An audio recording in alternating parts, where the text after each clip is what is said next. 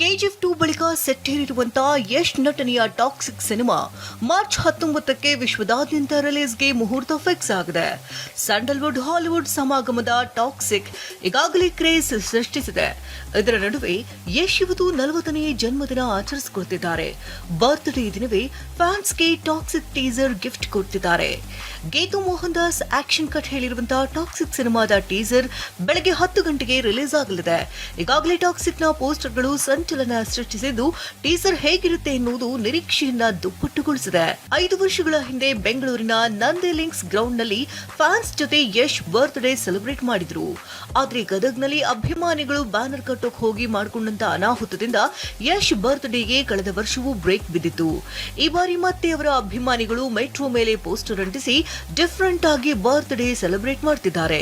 ಇದೆಲ್ಲದರ ನಡುವೆ ಯಶ್ ಈ ಬಾರಿಯೂ ಫ್ಯಾನ್ಸ್ ಜೊತೆ ಬರ್ತ್ಡೇ ಆಚರಿಸಿಕೊಳ್ತಿಲ್ಲ. ಈ ಸಂಬಂಧ ಸೋಷಿಯಲ್ ಮೀಡಿಯಾದಲ್ಲಿ ಪೋಸ್ಟ್ ಹಾಕಿ ಫ್ಯಾನ್ಸ್ಗೆ ಸಂದೇಶ ನೀಡಿದ್ದಾರೆ. ಹೀಗಂತ ಯಶ್ ಬರೆದುಕೊಂಡಿದ್ದಾರೆ. ಒಟ್ಟಾರೆ 4 ವರ್ಷಗಳ ನಂತರ ಮತ್ತೆ ಬೆಳ್ಳಿತೆರೆ ಮೇಲೆ ಅಬ್ಬರಿಸುವುದಕ್ಕೆ ಯಶ್ ಸಜ್ಜಾಗಿದ್ದು, ಇಂದು ಯಶ್ ಅವತಾರ ಟಾಕ್ಸಿಕ್ ನಲ್ಲಿ ಅನಾವರಣವಾಗಲಿದೆ.